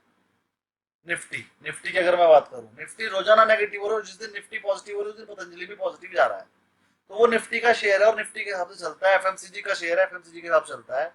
लेकिन ये बात मेरी याद रखना, एक ही दिन में 10% भागेगा पतंजलि, और वो 2-4 दिन में होने वाला है, और मैंने पकड़ रखा है उसे। मेरे पास 2 लॉट है पतंजलि। और सर मैं यही पे एक क्वेश्चन और, मैं डेट भी बता देता हूँ कब भागेगा। 29 की एक्सपायरी है, 2 दिन बाद, या तो 29 को ही भागेगा या फिर एक्सपायरी के अगले दिन भागेगा 30 तारीख। उसे सिर्फ कितनी तारीख को सर? 30 तारीख को, फ्राइडे को, 29 या 30 में वो भागना चाहिए, क्योंकि उसे ऑपरेटर ने होल्ड करके रखा है। बस उसे एक्सपायरी पे कॉल पुटे 0 करवानी है, वो करवा रहा है। ठीक, अगर एक्सपायरी के अगले दिन बहुत सारे शेयर भागने वाले, हो सकता है पूरी मार्केट भाग जाए। मैं आपको और बता रहा हूँ, एक्सपायरी के अगले दिन इस फ्राइडे को या तो ब्लैक फ्राइडे बनेगा या गुड फ्राइडे, लेकिन स्विंग ट्रेड आएगा बहुत बड़ा, मेरे हिसाब से आना चाहिए फ्राइडे को, देखते हैं। और वो थर्सडे को भी आ सकता है, एक्सपायरी के लास्ट डे में भी आ जाता है, क्योंकि एक्सपायरी के लास्ट डे में ऑप्शन लगभग 0 हो जाते हैं, ऑपरेटर एग्जिट कर जाता है, उसके बाद वो मार्केट को ऊपर या नीचे कर देता है। तो ये लास्ट के जो 2 दिन है ना, आपके लिए बहुत रिस्की भी हो सकते हैं और बहुत प्रॉफिटेबल भी हो सकते हैं। और मुझे ऐसा लग रहा है कि फ्राइडे को मार्केट अपना ब्रेक करेगी ऊपर को, और वो थर्सडे में भी हो सकता है और फ्राइडे में भी। तो हर्षा जी के क्वेश्चन का आंसर कि सर फंडामेंटल करना है या टेक्निकल, ये कैसे डिसाइड करें? देखिए, अगर लॉन्ग टर्म के लिए पैसा लगाना है तो हमेशा फंडामेंटल ही करना पड़ेगा। मान लीजिए आपने एक नई कंपनी थी, कंपनी का नाम मान लीजिए एबीसीडी लिमिटेड।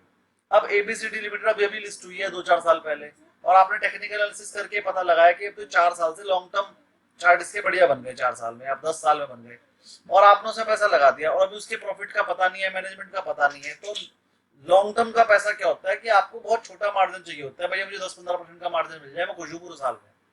तो जब आपका रिटर्न छोटा है 15% का, तो रिस्क आप ज्यादा नहीं लेना चाहते, तो वहां पर फंडामेंटल एनालिसिस ही करना चाहिए। भैया कंपनी भी ठीक होनी चाहिए, उसमें ग्रोथ भी होनी चाहिए, उसका मैनेजमेंट भी बढ़िया होना चाहिए। लेकिन जब आपने 1 महीना, 15 दिन, 10 दिन के लिए पैसा लगाया होता है, तो आप टेक्निकल एनालिसिस का सहारा ले लेते हैं। मैं आपको एक टेक्निकल एनालिसिस का लेसन पढ़ाऊंगा NISM 8 में, तब आपको ना ये पूरा क्लियर हो जाएगा, सर टेक्निकल एनालिसिस कोई एनालिसिस है ही नहीं। मैं आपको एक लेसन पढ़ाऊंगा टेक्निकल एनालिसिस पे, पूरा लेसन। टेक्निकल एनालिसिस कोई एनालिसिस है ही नहीं। जैसे 1 रुपए का सिक्का नदी में फेंकने से कुछ आपका अच्छा हो सकता है? नहीं हो सकता ना। तो 1 रुपए का सिक्का नदी में फेंकने से कभी कुछ अच्छा नहीं होगा। लेकिन जब सब फेंकने लगते हैं तो फिर 1 रुपए का सिक्का नदी में फेंकना भी ठीक है। एग्जाम्पल, एक बंदी मेरे पास आई, हमारी रिश्तेदारी में ही थी, और वो बीमार थी। उसे क्या होता था, हर तीसरे दिन बुखार आ जाता था। तो उसे डॉक्टर को दिखाते थे, डॉक्टर एंटीबायोटिक देता था, वो ठीक हो जाती थी। ऐसे ही मैं चला गया, वो बहन लगती है मेरी, तो मैंने कहा क्या हुआ, इसे रोज ही बुखार आता रहता है, क्या हो गया इसे? अरे भाई पता नहीं से क्या हो गया, डॉक्टर भी परेशान है और वो कह रहे हैं कि इसके मन में है बुखार। मैंने कहा नहीं ठीक कह रहे हो आप, बिल्कुल इसे प्रॉब्लम है। आप ऐसा करो, इसके हाथ से ना 11 जगह पर 1-1 रुपया डलवाओ।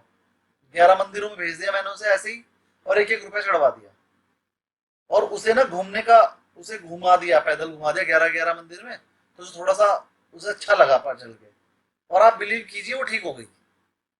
मतलब बुखार उसके मन में था बस।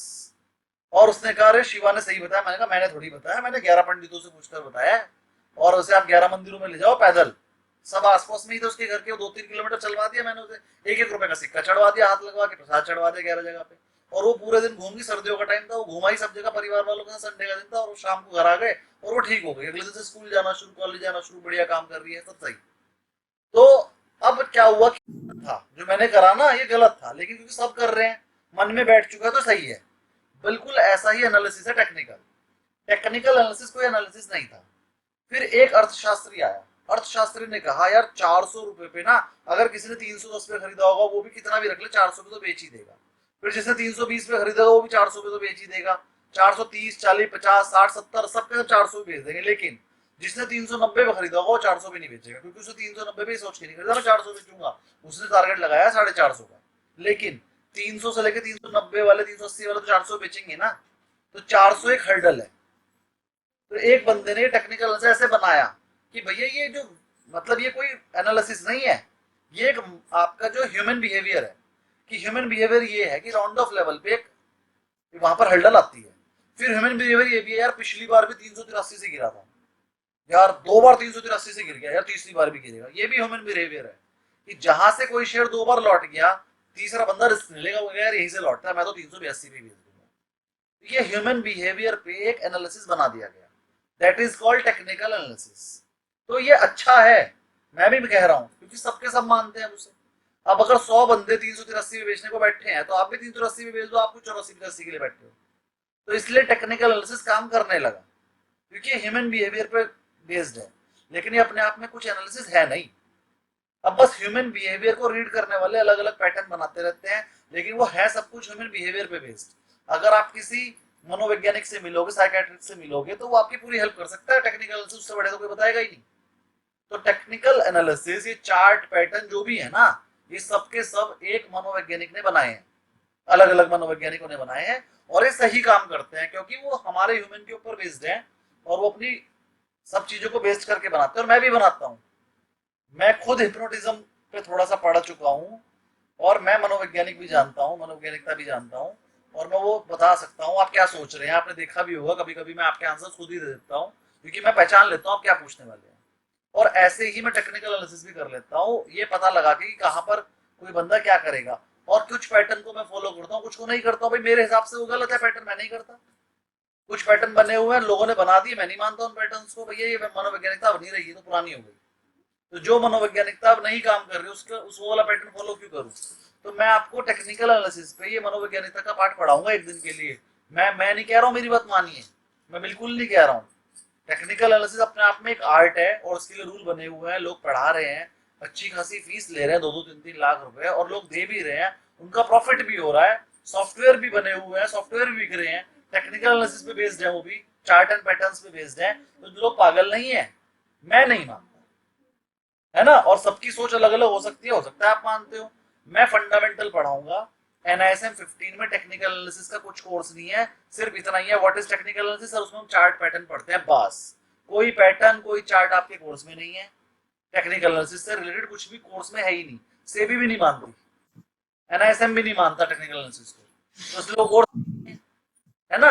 बस टेक्निकल एनालिसिस डेफिनेशन कोर्स है। टेक्निकल एनालिसिस में क्या पढ़ते हो आप, चार्ट पैटर्न, बस इतना ही कोर्स में, और कुछ कोर्स में नहीं है।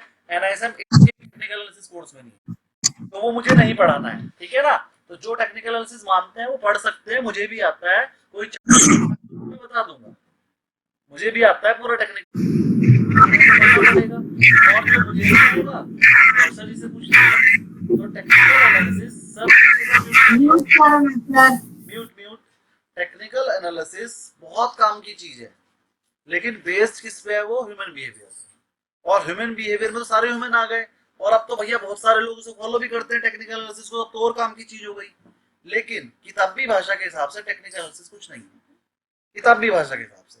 प्रैक्टिकली आप उसे काम आएगा वो आपके, और आप, मैं भी यूज करता हूँ टेक्निकल एनालिसिस। कभी कभी जब मुझे ऑपरेटर का डेटा समझ में नहीं आता है, ये पॉजिटिव है कि नेगेटिव, तो मैं अपने दोस्तों को फोन करता हूँ, जिनका टेक्निकल एनालिसिस बहुत बढ़िया है। मैं कहता हूँ भाई तेरे टेक्निकल के हिसाब से बता ये पॉजिटिव है कि नेगेटिव, तो वो बताता है, तो मेरी हेल्प हो जाती है। तो मैं मतलब 10 पॉइंट में से 5 दे देता हूँ, चलो भैया 50% की बात मान लेता हूँ, कुछ अपना लगा लेता हूँ, चेक करके फिर उसमें से डिसीजन लेता हूँ उसे पॉजिटिव रखना है कि नेगेटिव, ठीक है। जैसे मैं पतंजलि में फेल हो गया, लेकिन मैंने अपने दोस्तों से पूछा, तो उनके हिसाब से भी पॉजिटिव था टेक्निकल के हिसाब से। टेक्निकल के हिसाब से पॉजिटिव था, तो मैं पतंजलि में कंफ्यूज था मैं, लेकिन जब टेक्निकल के हिसाब से भी पॉजिटिव था और ऑपरेटर डेटा भी पॉजिटिव हुआ, तो मैंने फिर से पॉजिटिव रख लिया अपने पास, ठीक है ना। डिक्सन में मैं फेल हुआ हूँ, डिक्सन भी गिर गया मेरे लेने के बाद, है ना। दोनों होल्ड कर रखे हैं, अभी पीछे नहीं है, और वो देखना मैं प्रॉफिट में निकाल, वो 2-3 दिन में आपके पास स्क्रीनशॉट आ जाएगा, मेरा प्रॉफिट में आ भी गया है। आज मैं पतंजलि में 5000 के प्रॉफिट में हूँ, क्योंकि मैंने बिल्कुल लो पे एकदम एवरेज किया, बताया भी था एवरेज करते हैं कि आप लोग भी कर लीजिए। अब वो मेरा एवरेज पे आ गया है। चलिए, तो सर मेरा क्वेश्चन ये नहीं था टेक्निकल या फंडामेंटल, मेरा क्वेश्चन ये था, देखिए मैं एक्चुअली अपने स्टूडेंट्स को भी यही बताता हूँ, ठीक है। फंडामेंटल में पर्सनली कब यूज करता हूँ, एज ए इन्वेस्टर यूज करता हूँ, बट जब यूज करता हूँ तब मार्केट गिर गया ना, उस समय पर जो फंडामेंटली अच्छे कंपनी है तो वो तो एक्चुअली अच्छे प्राइस में मिल रहे हैं, उस समय पर फंडामेंटल बहुत अच्छा काम करता है। But most of the other times तो टेक्निकली आपका प्राइस जो मूवमेंट देता है वो तो भाव भगवान से बोलते हैं ना, प्राइस जहां पर जाता है वहां पर ही एक्चुअली मूवमेंट आता है। तो वो मैं एक्चुअली ये समझने की कोशिश कर रहा था, अगर मुझे फंडामेंटली देखना है, क्वार्टर के हिसाब से देखना है, क्या इस महीने के अंदर अभी रिजल्ट आ गया तो रिजल्ट के हिसाब से मेरे को बेस प्राइस कौन सा लेना है, कहाँ से मैं देख सकता हूँ कि यहाँ से यहाँ तक प्राइस ठीक है फंडामेंटली, वो मैं जानना चाहता था। उसका आंसर देता हूँ। फंडामेंटल जब आप करते हैं तो आप एक बारी में नहीं बता पाएंगे। आपने मान लिया, जैसे मेरा फेवरेट कंपनी है BHL, मैं BHL को पिछले 10 साल से चेक कर रहा हूँ, मुझे उसके PE रेशो भी याद है, EPS भी याद है, कंपनी को कब क्या हुआ था, कब मोदी गवर्नमेंट आई थी तो वो बढ़ गया था, बीच में मोदी गवर्नमेंट हारने लग रही थी तो उस दिन वो गिर के 25-30% नीचे गिरा, फिर वापस ऊपर चढ़ गया जब मोदी गवर्नमेंट जीत गई। बजट वाले दिन उसका क्या हुआ था मुझे सब पता है। तो जब हम किसी कंपनी को बहुत लंबे टाइम से एनालिसिस कर रहे होते हैं, उसे वो बोलते हैं फंडामेंटल एनालिसिस। फंडामेंटल एनालिसिस करते समय आप कह रहे हैं ना किस लेवल से लेना है, वो लेवल आपको तब पता चलेगा 4-5 क्वार्टर से आप उसे एनालिसिस कर रहे होंगे, तो आपको पता लग जाएगा कि रिजल्ट वाले दिन किस PE पे काम करता है। जैसे बीएचईएल का पीई मान लीजिए मैं पिछले 10 साल से ट्रैक कर रहा हूँ, मुझे पता रहेगा ना किस पीई पे काम करता है, मैंने शीट्स बना रखी होंगी। जब मैंने उसे 4 क्वार्टर पहले भी एनालिसिस किया होगा तो मुझे पता होगा उस साल इसने इस पीई पे काम किया था, फिर अगले साल उसने इस पीई पे काम किया, फिर इस पीई पे। जब भी हमें लगता है उसके ऑर्डर बुक जो है बढ़ रही है तो उसका पीई बढ़ जाता है, जब हमें लगता है उसकी ऑर्डर बुक कम हो रही है तो उसका पीई घट जाता है, जब हमें लगता है मोदी गवर्नमेंट बढ़िया काम कर रही है अभी जीतेगी तो उसका पीई बढ़ जाता है, जब हमें लगता है मोदी गवर्नमेंट को कोई खतरा है तो पी घट जाता है, जब हमें लगता है कोई लड़ाई झगड़ा होने वाला है तो उसका पी बढ़ जाता है क्योंकि वो तो लड़ाई झगड़े के आइटम ही बनाता है, और जब हमें लगता है सब कुछ शांत है लड़ाई झगड़ा नहीं हो रहा तो उसका पी घट जाता है। तो हमें पीई का एक अंदाजा हो जाएगा। तो फंडामेंटल एनालिसिस करते समझो लेवल देखना होता है, वो होता है पीई के हिसाब से कि कितना प्राइस अर्निंग देना है उसे। भाई ईपीएस तो आपके पास प्रॉफिट से पता चलेगा, कितना प्राइस टू अर्निंग देना है उसे, ईपीएस के कितने गुने तक आप खरीद लोगे ये आपको आपके एक्सपीरियंस से पता चलेगा, और पिछले जो आपने 1-2 साल से उसका एनालिसिस कर रहे होंगे उससे पता चलेगा। लेकिन फिर भी अगर आपको पहली बार देखना है तो आप देखो पिछले 5 साल में उसका पीई कितना रहता जाता है। पिछले 5 साल में उसका पीई देखो, जब जब उसका रिजल्ट आया उस दिन उसका रेट क्या था, पी कैलकुलेट कर लो, पिछले 3-4-5 क्वार्टर का कैलकुलेट कर लो, फिर ईयरली के हिसाब से भी कैलकुलेट कर लो, तो एक अंदाजा हो जाएगा इसके कितने के पीई पे काम करता है। और अब तो मार्केट में बहुत सारे चार्ट अवेलेबल है पीई के, वो पीई का चार्ट ही दिखा देगा भैया कितने से कितने के बीच में रहता है। जब उसका पीई लो हो और आपको लग रहा है इन फ्यूचर उसके प्रॉफिट में ग्रोथ आएगी तो खरीद लो, जब उसका पीई हाई हो तो उसे बेच दो। उसी के लिए आप एक वो भी होता है, कौन सा चार्ट बोलते हैं उसे, आरएसआई भी उसी को बोलते हैं, पीई का ही होता है ना वो, पुट कॉल रेशियो और पीई से मिलकर बनता है आरएसआई। तो जब आरएसआई हाई होता है तो बेच देते हैं, जब आरएसआई लो होता है तो बाय करते हैं, तो उसी पे बेस्ड है। पीसीआर रेशियो भी इसी पे बेस्ड है, और अगर फंडामेंटली आप इसे चेक करना चाहो तो फिर पीई रेशियो से चेक करते हैं। हर्षा जी मैं थोड़ा समझाने की कोशिश की है, सही कहा या और भी बता क्लैरिटी देना बाकी है तो पूछिए मैं और बता दूंगा। नहीं, आपने जो बताया ठीक है, बट मैं जो पता करना चाहता हूँ ना वो एक्चुअली नहीं मिल रहा है, तो ठीक है कोई दिक्कत नहीं है, मैं और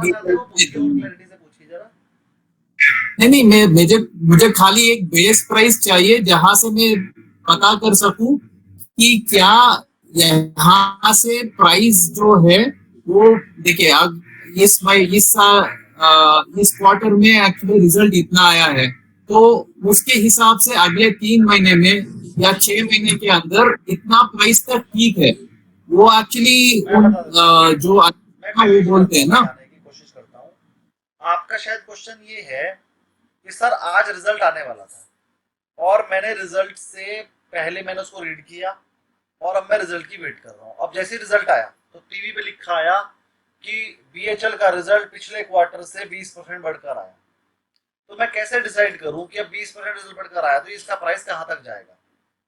यही क्वेश्चन है सर आपका, है कुछ और?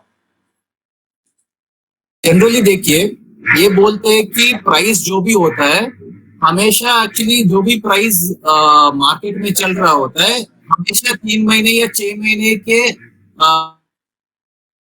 अंदाजे के हिसाब से चलता है, वो आज के वैल्यू से नहीं चलता है, पिछले वाले वैल्यू से नहीं चलता है, फ्यूचर का अगले 3 महीने 6 महीने में जो होता है उसके हिसाब से चलता है।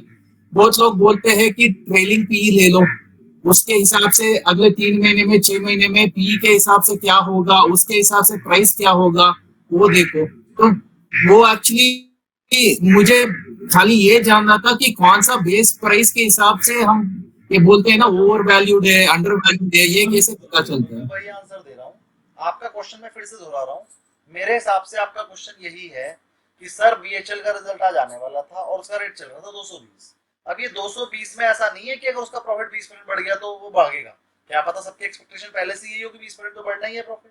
तो ये 220 रुपए में कितनी एक्सपेक्टेशन है, क्या क्या फैक्टर इन हो रखा है, हमें कैसे पता चलेगा कि कितना ये 220 रुपए जो बेस प्राइस हम ले रहे हैं इसमें कितने तक का प्रॉफिट फैक्टर इन है। अब मान लीजिए टीवी पे लिखा आया कि बीएचएल का प्रॉफिट तो 20% बढ़कर आया, लेकिन उसके बाद बीएचएल गिर जाता है। सर ये कैसे पता चलेगा कि प्रॉफिट बढ़कर आने के बाद भी बीएचएल गिर क्यों रहा है, और ये कैसे पता चलेगा कि चलिए अगर बढ़ रहा है तो कितना बढ़ेगा?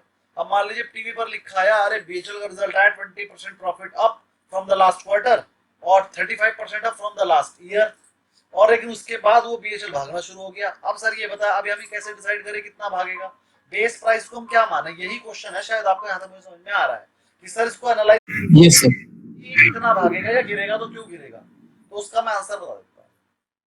मार्केट में हर बंदा, जितने भी एनालिस्ट होते हैं वो अपना एक एस्टिमेट लगा के रखते हैं पहले से, क्योंकि वो पिछले 10 साल से उसको एनालाइज कर रहे हैं, उन्हें पता लग जाता है ऑर्डर बुक भी पता है उन्हें, कब कौन सी बड़ी कंपनी से ऑर्डर मिला वो भी पता है उन्हें, तो उन्हें एक एक उसको बिल्कुल अंदर की बातें पता है, जितनी मैनेजमेंट को पता है उतनी उन्हें भी पता है, जो बड़े एनालिस्ट होते हैं।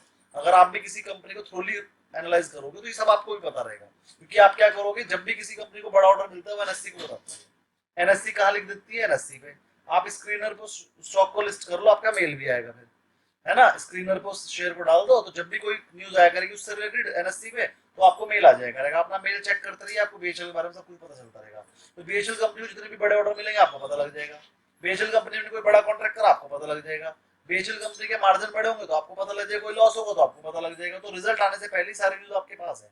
जब सारी न्यूज आपके पास है तो आप उसे एनालाइज कर पाओगे, उस एनालाइज के हिसाब से आप एक अंदाजा लगा लोगे कि इस बार बीएचएल का रिजल्ट 20% बढ़कर आ रहा है, और ये अंदाजा आप कब लगा लोगे, रिजल्ट आने से 2 महीने पहले ही, 1-1.5 महीना पहले ही। तो आपका वो रेट भी आपका बढ़ना शुरू हो जाएगा, क्योंकि आप भी लगा लोगे और आप जैसे 100 और बैठे हैं वो भी लगा लेंगे और वो खरीदना शुरू कर देंगे। अब एक एक्सपेक्टेशन हो गई भैया, रिजल्ट जो है बीएचएल का 20% प्रॉफिट बढ़कर आना चाहिए पिछले क्वार्टर से इस क्वार्टर में, तो आपने एक एक्सपेक्टेशन ले ली और उस एक्सपेक्टेशन के हिसाब से आपका रिजल्ट उस 20% के हिसाब से आपके रेट बढ़ चुके हैं, उस 20% के हिसाब से आपके रेट बढ़ चुके हैं। अब जब रिजल्ट आएगा तो आपने कंपेयर उसे पिछले क्वार्टर से नहीं करना है, जो ओवरऑल एक्सपेक्टेशन है मार्केट की उससे करना है। वो एक्सपेक्टेशन कहाँ मिलेगी, रिजल्ट आने से एक दिन पहले गूगल पे सर्च कर लेना what is the expectation for BHEL result, तो 3-4-5 बंदों की, बड़े बड़े बंदों की, सीएलएसए की और बड़े बड़े जितने भी हमारे वैल्यूएशन करने वाले जो बड़ी बड़ी फर्म्स हैं, जो एनालिस्ट हैं हमारे, उनकी वैल्यूएशन आ जाएगी। अब कोई कह रहा होगा कि मेरे हिसाब से 15% प्रॉफिट बढ़ेगा, कोई कह रहा होगा 20% बढ़ेगा, कोई कहेगा 17%, का एवरेज ले लेना, 15 से 20 बोल रहे हैं सब, तो आपने एक अंदाजा ले लिया भैया 17-18% का प्रॉफिट बढ़कर आना चाहिए, एवरेज एक्सपेक्टेशन ये है। अब अगर प्रॉफिट 18% बढ़कर आया, शेयर को कुछ नहीं होगा, ना वो बढ़ेगा ना घटेगा। अगर प्रॉफिट 18 की जगह 25% बढ़कर आ गया तो कितने परसेंट एक्स्ट्रा बढ़ा, 7%। 7% प्रॉफिट एक्स्ट्रा बढ़ा है तो क्या वो अगले क्वार्टर में भी बढ़ेगा, ये चेक करो। अगर वो अगले क्वार्टर में भी बढ़ सकता है तो पूरा शेयर 7% भाग जाएगा। अगर वो सिर्फ एक क्वार्टर में बढ़ा, अगले का नहीं पता है, तो 7% बढ़ने से कम से कम 2-3% तो भागेगा। और अगर आपका प्रॉफिट एक्सपेक्टेशन से कम आया तो फिर उसका कारण चेक करो, क्यों आया कम, क्या अगले क्वार्टर्स में भी कम आएगा? अगर अगले क्वार्टर्स में भी कम आएगा तो उसके आपसे ज्यादा गिरेगा। अगर सिर्फ इसी क्वार्टर में कम आया है, कोई ऑर्डर रह गया था हाथ से, या उसको रिकॉग्नाइज करने से रह गया, अकाउंटिंग होने से रह गया, वो मैनेजमेंट इंटरव्यू में पता चलेगा आपको। और जो बड़े बड़े सीएलएसए वगैरह का जब टारगेट हिट होता है ना, मतलब उन्होंने अंदाजा लगाया था 20% का प्रॉफिट आएगा, आया 15 का, तो जाके क्वेश्चन पूछती है तो ये मेरे हिसाब से 20% आने चाहिए थे, 15 रह कैसे गया, मैं गलत कैसे हो गया? तो फिर मैनेजमेंट बताती है सर आपने तो ये सोचा था ये वाला कॉन्ट्रैक्ट को रिकॉग्नाइज करेंगे, ये वाला कॉन्ट्रैक्ट हमारा लेट हो गया, इसलिए हमने इस साल नहीं करा, उसे अगले क्वार्टर में डबल करेगा प्रॉफिट। तो फिर उन्हें पता लग जाता है कि पिछले क्वार्टर में प्रॉफिट कमाया था लेकिन अगले में डबल आएगा, तो गिरेगा नहीं, फिर वो शेयर बढ़ेगा। ये इन सब चीजों पे डिपेंड करता है, that is called fundamental analysis, कि आपको सारे न्यूज पता होनी चाहिए, सारे इंटरव्यू देखने हैं, आपने सब कुछ पता चल जाएगा तो आप कैलकुलेशन कर लोगे प्रॉफिट घटेगा कि बढ़ेगा। और ये सीएलएस से वगैरह जो करोड़ों करोड़ों रुपए लेते हैं, ये क्या करते हैं, जाके मैनेजमेंट से बात करते हैं, एनालिसिस करके आपको बता देते हैं, इसी बात के इन्हें पैसे मिलते हैं। हर्षा जी, क्वेरी थोड़ी सी क्लियर हुई है? Yes, sir. Yes, sir. Sir, जी one query. Sir, in this, sir, should we take subscription from NSE? Screener is free, you don't require Screener तो सब्सक्रिप्शन। free. हाँ, screener तो free है सर, हम screener देखते हैं। एनएससी पे जितनी भी चीजें लिस्ट हो रही हैं वो सब की सब बातें स्क्रीनर फ्री में बताएगा, लेकिन सिर्फ 20 कंपनी, अगर 20 से ज्यादा चाहिए तो 2 आईडी बना लो, एक आईडी पे 20, दूसरी आईडी पे 20 और। तो कभी भी सब्सक्रिप्शन मत लेना जब तक फ्री अवेलेबल है। जिस दिन स्क्रीनर फ्री देना बंद कर देगा तो उस दिन एनएससी की मत लेना, स्क्रीनर की लो, क्योंकि एनएससी पे 500-5000 कंपनियां, सबकी बताएगा, आप लिस्ट, आप तो परेशान हो जाओगे। स्क्रीनर सिर्फ उन्हीं कंपनीज की बताता है जिनको आप चाहते हो, 20, 40, 50 जितनी कंपनी आप चाहते हो उन्हीं की बताएगा, बस वही हमें चाहिए, फालतू की चीजें नहीं चाहिए। अब जिसका क्लास से रिलेटेड डाउट हो वो पूछिए। सूर्यवंशी जी, क्लास से रिलेटेड डाउट है जी? आपने जो बताया ना अभी कि एक दिन पहले एनालिस्ट वो करते हैं, तो आज ही मैंने कहीं पढ़ा था भारत डायनेमिक्स का रिजल्ट आने वाला है कल, और वो एनालिस्ट बोल रहे हैं कि 5% प्रॉफिट डाउन हो सकता है। जो अभी आपने बताया वही आज भी पढ़ा था। अब एनालिस्ट बोल रहे हैं बीडीएल का प्रॉफिट 5% डाउन हो सकता है, क्वार्टर ऑन क्वार्टर या ईयर ऑन ईयर, ये भी तो देख लो। चलो एनालिस्ट के हिसाब से देखो, ये चीज एनालिसिस किया करो, मैंने आपको डिक्सन का करने के लिए कहा था, किसी ने नहीं किया था, अब की बार कर लेना। तो बीडीएल की बात कर लेते हैं। बीडीएल का एनालिस्ट का जो व्यू है, बीडीएल का रिजल्ट आज ही है, कल है सर, कल है। तो बीडीएल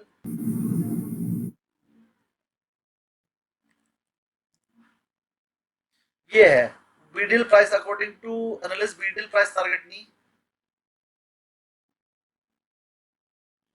भाई गिवन ही नहीं है बीडीएल बड़ी कंपनी नहीं है ना किसी ने किया ही नहीं कहाँ है एस्टीमेट प्रॉफिट का BDL profit expectation PROFIT Bharat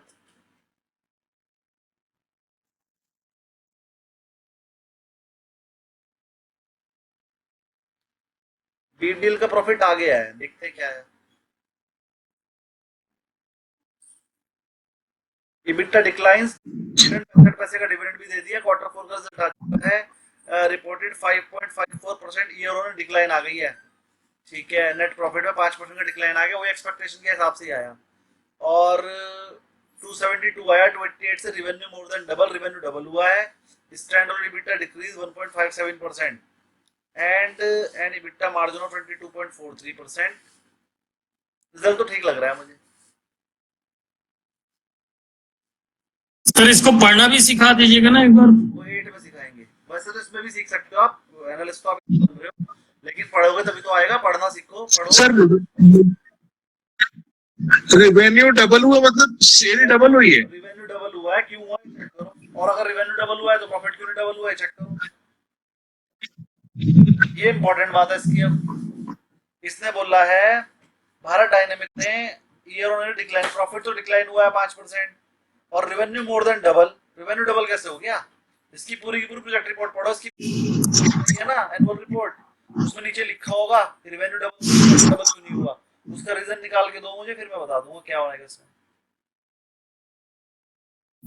sir ये कैसे करते हैं एक बार फिर से बताइए सर रिसर्च कैसे करना है नहीं मालूम ये सर पूरी की पूरी लाइंस पढ़नी है बैठ के देखो अगर आपको अभी research सिर्फ करना- इसी में सर सुनिए आपको रिसर्च करना सीखना है ना उसके दो तरीके हैं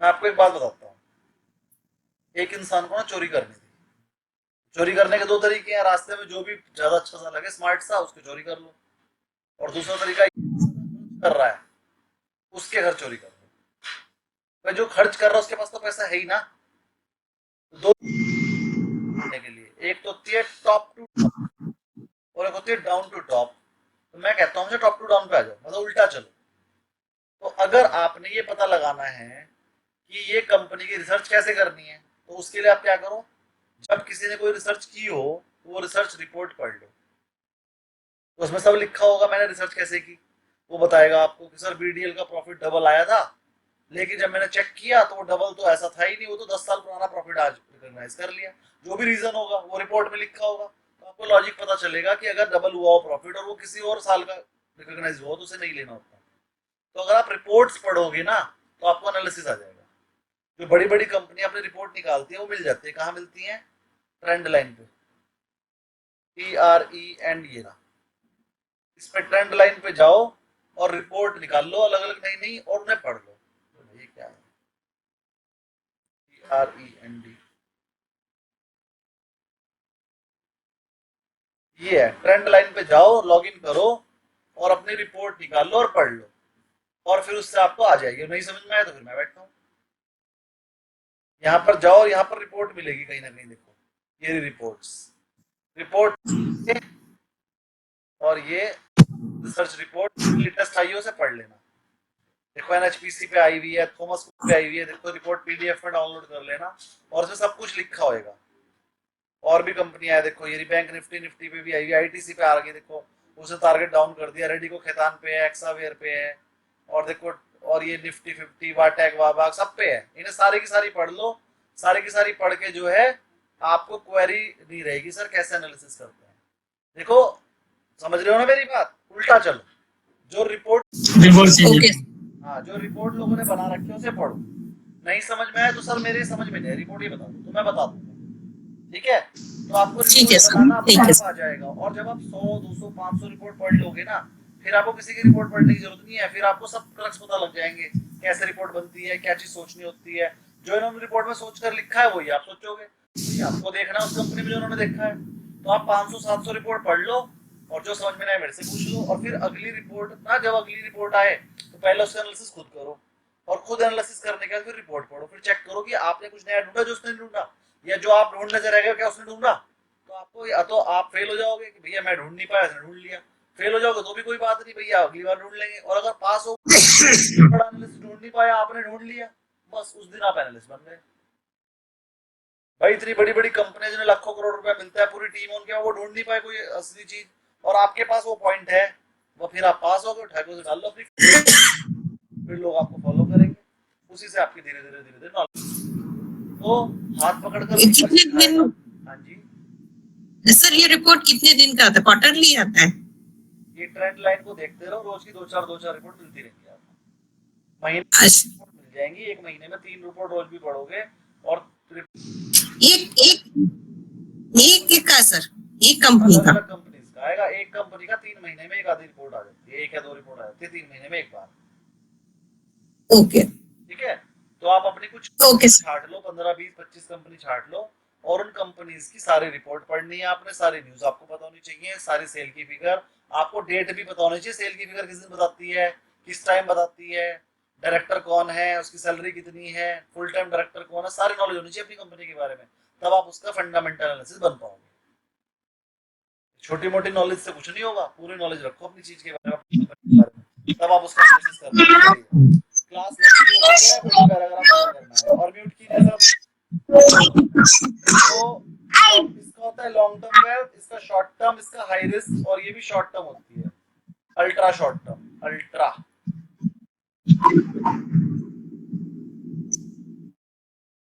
टाइम ओरिजिन इसमें 3 साल होता है, इसमें मिनट्स टू वीक होता है, इसमें आवर्स टू वीक्स, वीक्स हटा दो वीक।